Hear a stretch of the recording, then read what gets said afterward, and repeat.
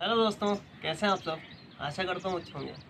दोस्तों, आज मैं आप लोगों को बताऊंगा कि आप अपने घर पर जो इस तरह से टब में मिट्टी लगाते हैं अपनी सब्जी के लिए, उसको रीयूज़ कैसे करें ताकि आपको बार बार बाहर से मिट्टी ना लानी पड़े और आपकी घर की जो पुरानी मिट्टी है उसको आप फिर से कैसे रिचार्ज करें ताकि वो और अच्छी आपको हार्वेस्टिंग दे सके। कोई भी आप फसल लगाते हैं तो उसमें काफ़ी अच्छे से चल सके। जैसे कि ये धनिया हमने पिछले सीज़न के लिए लगाई थी, जो कि इसने पूरी ठंड भर हमें भर भर के धनिया दी है।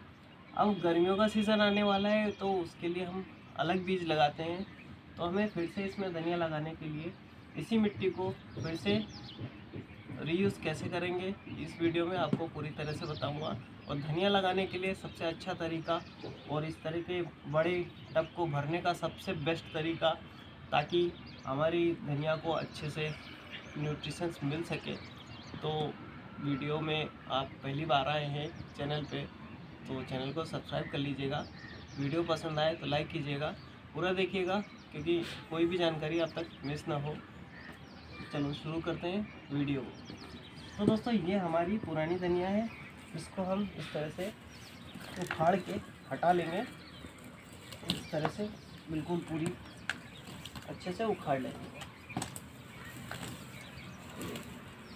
अब ये जो धनिया सूखी है हमारे पुराने सीजन की, इसको यहाँ से निकाल करके हम पूरी तरह से अलग कर देते हैं। दोस्तों, ये जो ग्रीन स्टेम्स है इसके, जो थोड़े बहुत सूखे हुए हैं, इनको हमें फेंकना नहीं है।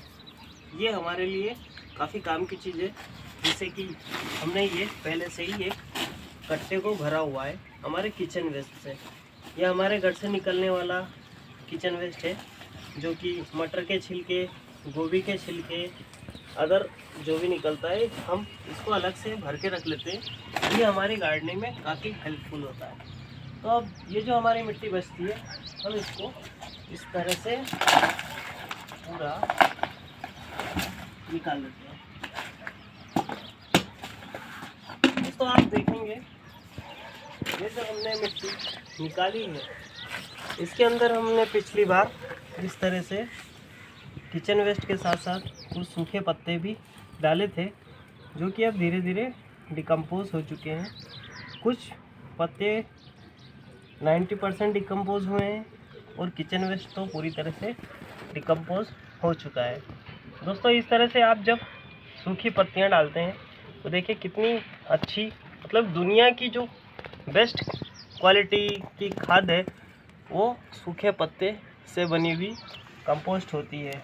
तो ये हमने ऑलरेडी हमारी बनकर तैयार हो चुकी है, हमें कुछ नहीं करना पड़ा, सिर्फ नीचे हमें इसको मिट्टी के नीचे दबा देना है और ये हमारी अच्छे से बनके तैयार हो चुकी है। और हमने जो किचन वेस्ट डाला था वो तो पूरी तरह से डिकम्पोज हो चुका है। सूखी पत्तियां हैं, डिकम्पोज होने में समय लेती है, लेकिन ये अब इस बार जब हम डालेंगे तो हमारे जो भी हम बीज लगाएंगे उसमें से जो अंकुरण होगा उसकी जड़ों को काफ़ी अच्छा न्यूट्रिशन ये देंगी। तो दोस्तों, ये पुरानी मिट्टी है हमारी, इसको हम फिर से यूज़ करने के लिए इस तरह से फैला देंगे और ये जो ग्रीन हेड्स हैं इनको हम इस तरह से अलग कर लेंगे। दोस्तों, इस मिट्टी में हमें मिलाना है थोड़ी सी राख, जो कि पोटेशियम और फास्फोरस का काफ़ी अच्छा स्रोत होती है, ताकि ये हमारे पौधों में जो भी अंकुरण होता है, जो भी फलन होती है, उसकी बढ़ोतरी में सहायक होता है। तो हमें इस मिट्टी में इसको मिला लेना है। इसको मिलाने के बाद में दोस्तों हमें लेनी है एक अच्छी सी खाद। हम ले रहे हैं यहाँ पर गाय के गोबर का कंपोस्ट, जो कि लगभग साल भर पुराना है, जो अच्छे से डिकम्पोज हो चुका है, वो इसमें हम मिला रहे हैं। इसको मिलाने के बाद दोस्तों हमें जो रोगों से बचाने के लिए हमारी जड़ों को किसी भी रोग से संक्रमित होने से बचाने के लिए, हमारी मिट्टी को स्वस्थ रखने के लिए नीम की खली मिला रहे हैं, ताकि हमारे पौधों में किसी भी तरह का कोई रोग ना हो। तो 1 से 2 मुट्ठी आप ज़रूरत अनुसार नीम की खली डाल सकते हैं। ये पूरी मिट्टी क्योंकि हम यूज़ नहीं कर पाएंगे, इसलिए मैं थोड़ी सी इसमें मिला रहा हूँ, क्योंकि हमें जितनी मिट्टी इसमें से मिली है उतनी पूरी मिट्टी उसको डालनी नहीं पड़ेगी। अब इसको अच्छे से हम मिक्स कर लेते हैं।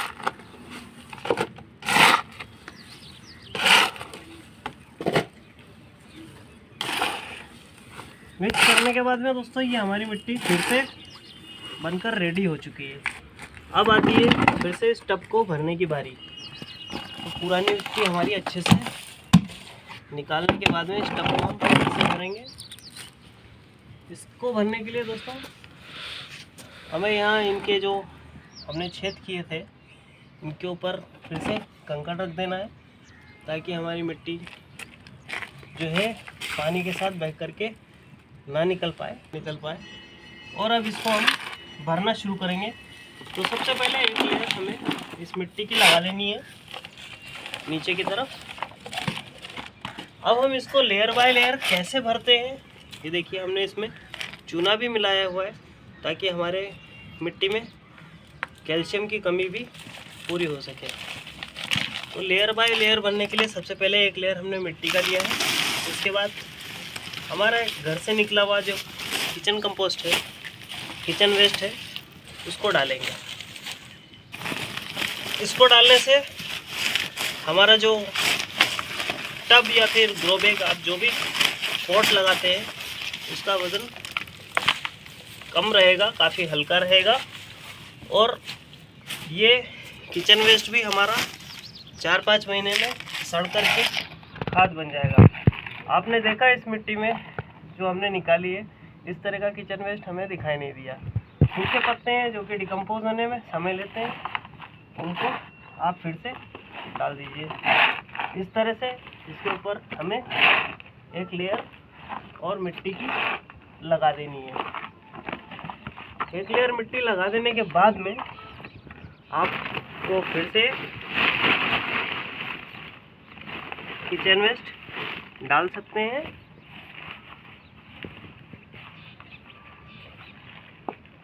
और लास्ट लेयर हम मिट्टी की फिर से लगा रहे हैं।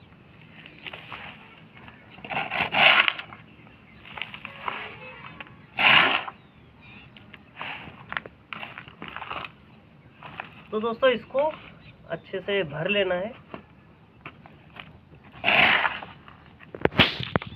तो दोस्तों इस तरह से आप मिट्टी लेयर बाय लेयर भर लीजिए। और आपको कम से कम इतनी मिट्टी इसको भर लेनी है कि आपकी जड़ें अच्छे से सर्वाइव हो जाए। इसको पूरा भरने की ज़रूरत नहीं, क्योंकि धनिया इतना अंदर तक जाती नहीं है। उसके बाद हमने लिया है ये बीज आप किसी भी कृषि बाज़ार की दुकान से ले सकते हैं। और ये बीज हमने स्पेशल गर्मियों की धनिया के लिए लिया है। आप अगर गर्मियों की सब्जियां लेते हैं तो इस तरह से आप इंश्योर कर लें कि वो गर्मियों के मौसम के लिए ही प्रिफर्ड हो, ताकि आपको परेशानी ना हो। और इन बीज को हम इस तरह से अपने डाल सकते हैं। अगर आपके पास घर पे भी बीज हैं तो आप ध्यान रखें, बीजों को इस तरह से तोड़ करके आधा कर लें।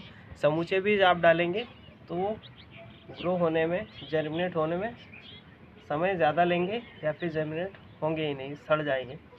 तो इस तरह से आप अच्छे से धनिया डाल दीजिए।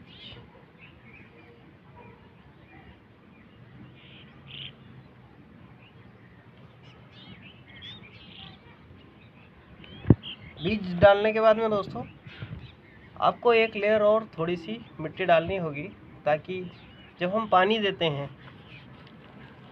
तो हमारी धनिया के बीज इधर उधर पानी के साथ ना बह जाएं। इसलिए एक लेयर हमने मिट्टी की और डाल दी है।